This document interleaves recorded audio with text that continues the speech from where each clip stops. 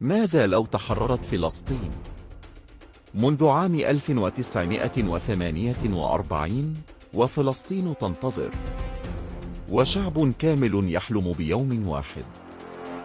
فلسطين لم تكن مجرد أرض، كانت قلب العالم العربي والإسلامي، فيها القدس والمسجد الأقصى وكل ما يجمع المسلمين والمسيحيين والعرب حول هدف واحد.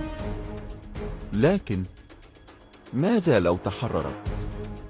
لو عادت فلسطين حرة كاملة، لعاد معها كرامة كل عربي ومسلم على وجه الأرض. لأصبح المسجد الأقصى مفتوحا لكل من يحمل في قلبه ذرة من إيمان. ولتغير موازين السياسة في الشرق الأوسط إلى الأبد. شعب لم يستسلم، يستحق وطنا لم يسرق. اشترك في القناة لأننا كل أسبوع نعيد كتابة التاريخ من جديد.